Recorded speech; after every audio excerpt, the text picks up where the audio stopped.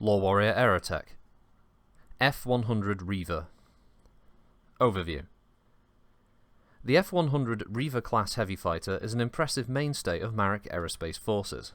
As with most fighters of this mass, its maneuver rate is sluggish at best, and its weaponry packs less total striking power than the average heavy fighter.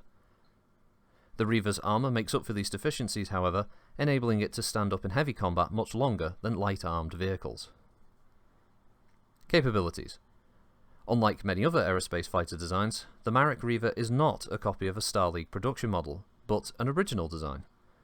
While this prevents the use of the earlier period's technological advances, it makes for a reliable fighter that is essentially maintained and easily repaired. The Riever was designed purely as an aerospace superiority fighter. As its low thrust rating prevents it from carrying any quantity of air-to-surface ordnance, the Riever engages other fighters or enemy dropships in close combat.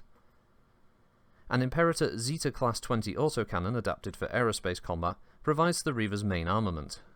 Though its ammunition supply is limited to a meager 10 rounds, the weapon can inflict devastating damage just the same. The 4 Beta 67 SRM launchers are used when the Riever gets to close range. A full spread of 24 SRMs can potentially inflict more than twice as much damage as the autocannon, destroying light fighters and severely damaging mediums or heavies. Added to later production models as an adjunct to the Imperator autocannon, the Gamma 10 LRM launcher is the final element of the Riever's weapons array. Although the Riever's total firepower is slightly lower than that of some other heavy fighters such as the Thunderbird, most pilots feel that the protection offered by the extra armour more than compensates for this inferiority. Because of the unusual wing design necessitated by the vehicle's high armour and weapons payload, the Riever is also slow and fairly unmanoeuvrable. The extra lift provided by these wings in atmospheric flight precludes intricate acrobatic maneuvers, forcing the Riever to sit and take damage being dished out by lighter, more agile fighters. Again, pilots do not generally consider this to be an insuperable handicap, although the Riever must often endure much punishment from small craft. If its lighter enemy does happen to enter the Riever's field of fire, the battle usually ends right there. Against fighters of similar mass, the Riever is well matched, its armour again compensating for a lack of manoeuvrability. Though inferior to some craft, the Riever actually outguns faster heavy fighters like the Eagle, as it can sustain heavy damage while waiting for an enemy to get within range.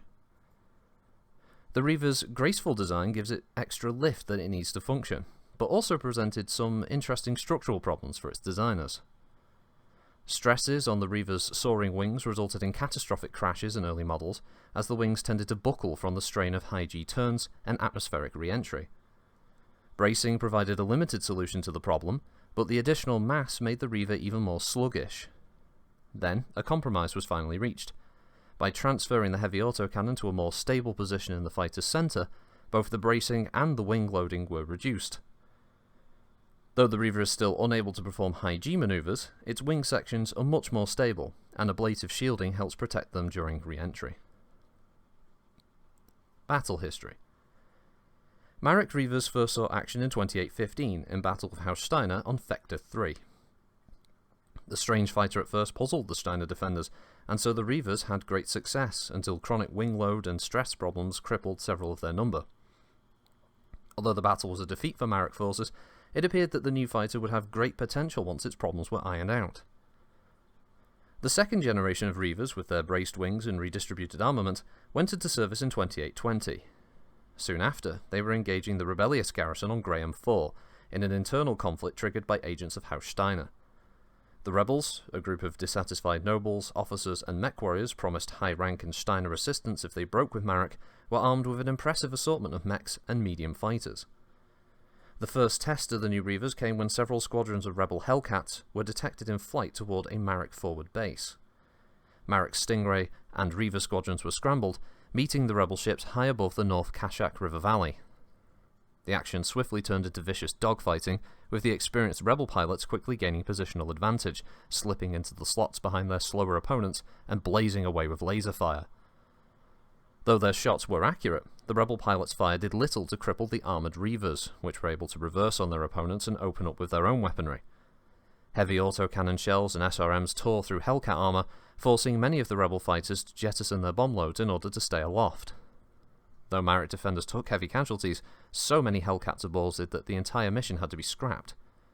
The remaining Hellcats return to base. Variants. One interesting alternate model, the F-100A, eliminates the Gamma 10 LRM launcher and replaces it with 2 more Beta 67 SRM launchers. This particular model is intended to close the dogfight range quickly, and is often accompanied by other fighters armed with long-range weapons to provide cover while the SRM-equipped Reivers move into close combat.